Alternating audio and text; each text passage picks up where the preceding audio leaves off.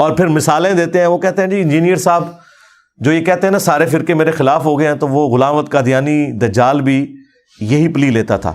سرکار غلام احمد قادیانی دجال یہ جو پلی لیتا تھا تو اس کے بعد وہ تمہیں کافر کہتا تھا. ہم تم سب کو مسلمان سمجھتے ہیں, بالکل 180 ڈگری ہے, اور اس سے بڑھ کر تم اس کی شیطانی اولاد ہو, تم ایک دوسرے کو کافر سمجھتے ہو.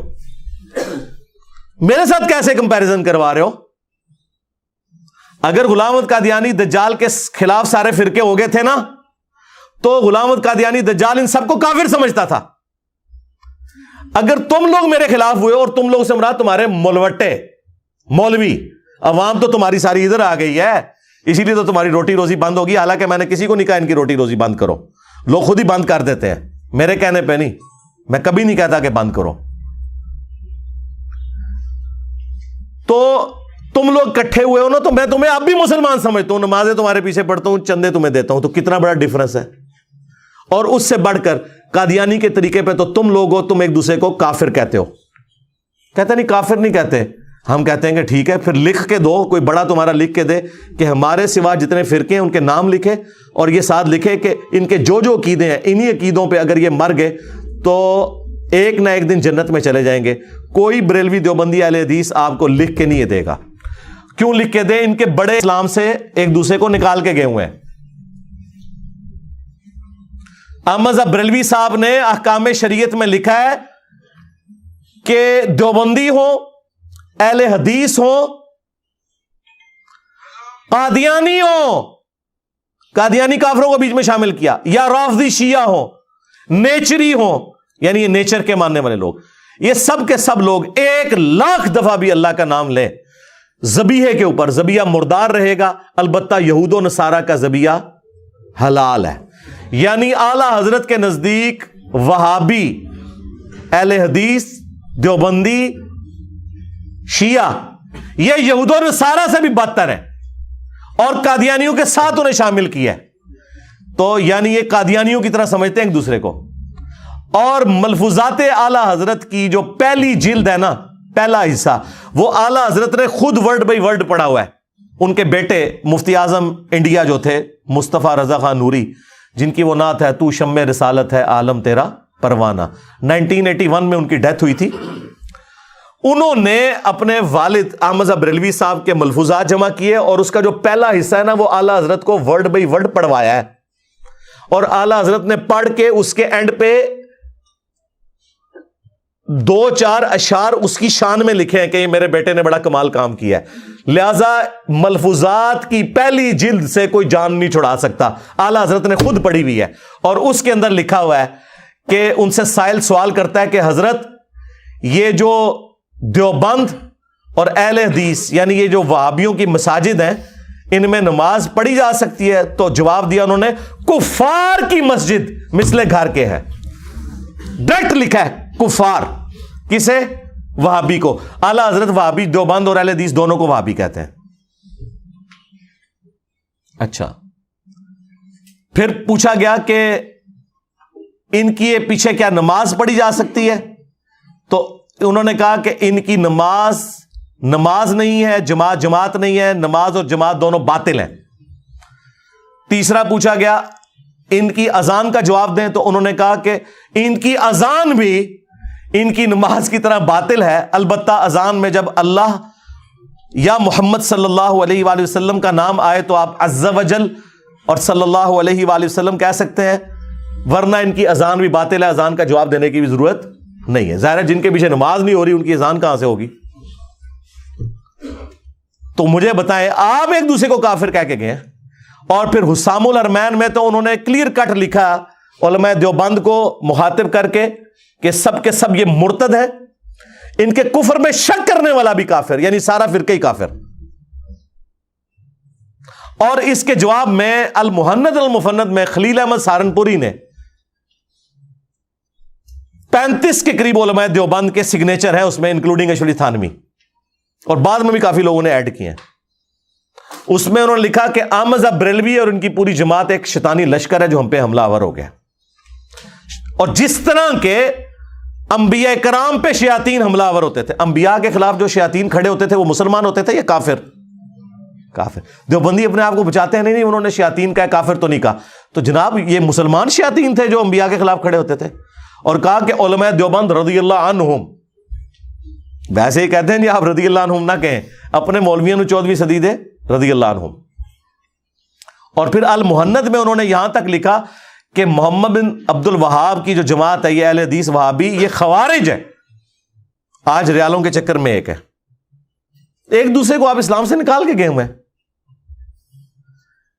اسی طریقے سے البریلویہ کتاب کے اندر جو کچھ انہوں نے بریلویوں کے ساتھ کیا ہے, جو جھوٹی باتیں ان کی طرف منسوب کی ہیں اور جو اس کے بعد کنکلوڈ کیا ہے, ان کو بھی اسلام سے باہر نکالا ہوا ہے انہوں نے.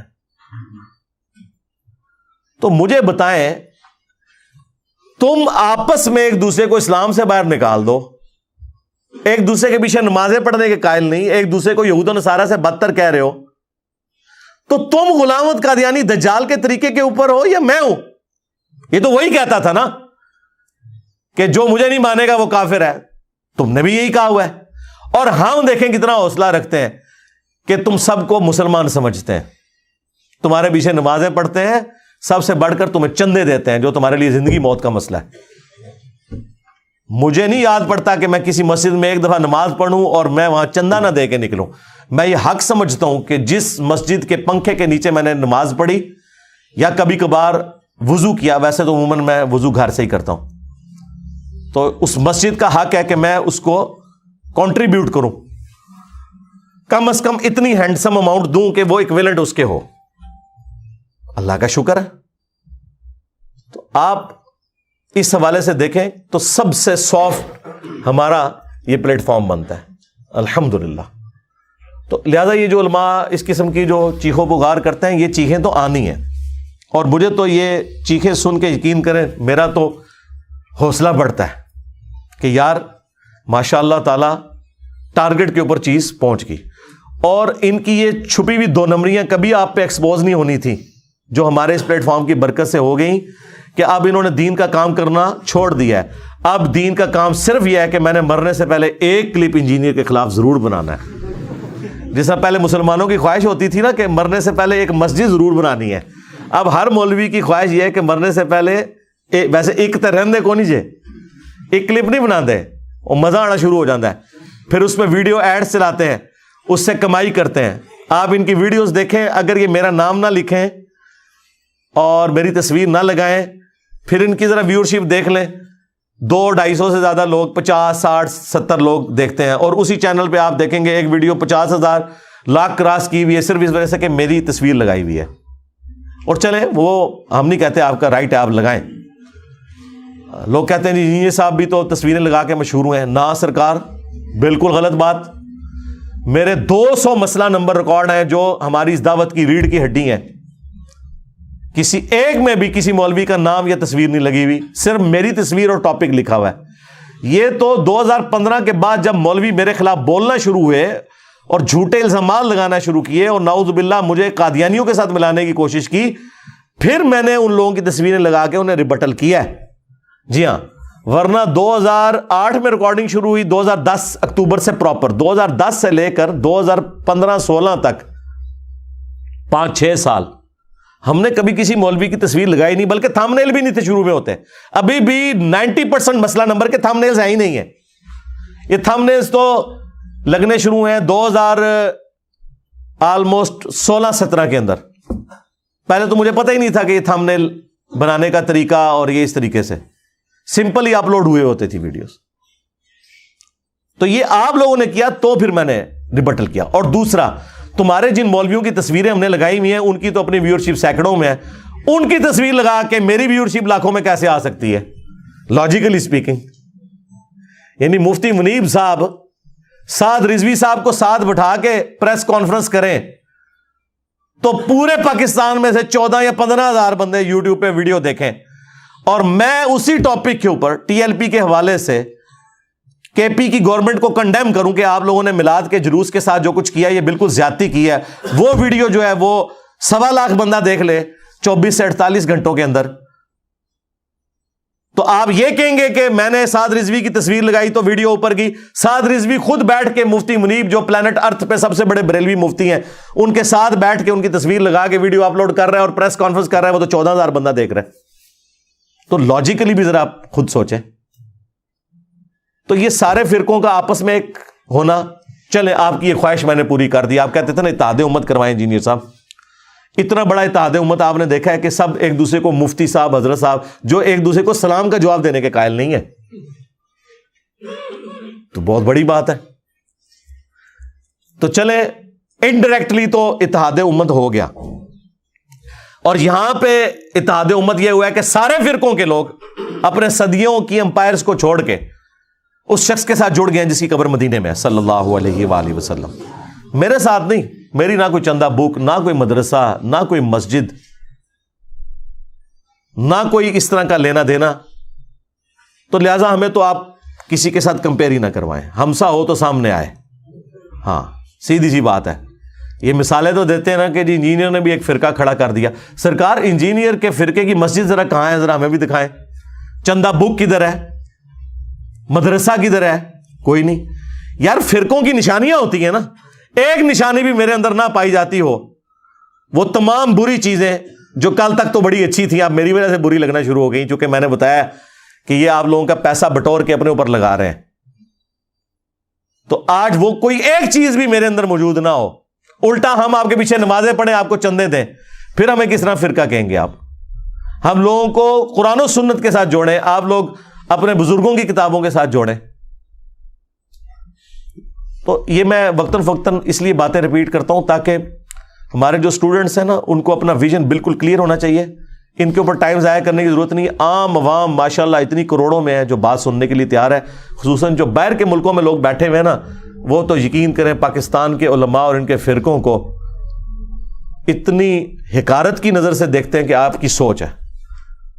تو وہ خود بخود انہیں اندازہ ہو جاتا ہے کون بندہ قرآن و سنت کے مطابق چل رہا ہے اور کون جو ہے وہ اپنے بزرگ بابوں کی تعلیمات کو لے کے چل رہا ہے. تو اللہ کا شکر ہے یہ دعوت کا کام دن بدن پھیل رہا ہے. اللہ تعالیٰ نبی صلی اللہ علیہ وآلہ وسلم کی ختم نبوت کی برکت سے اس دعوت کے کام کو دن دگنی اور رات چگنی ترقی عطا فرمائے، اور اس پلیٹ فارم کو امام محمد بن عبداللہ المہدی رضی اللہ تعالیٰ عنہ علیہ السلام کے لیے ایک راہ ہموار کرنے کا ذریعہ بنائے. آمین.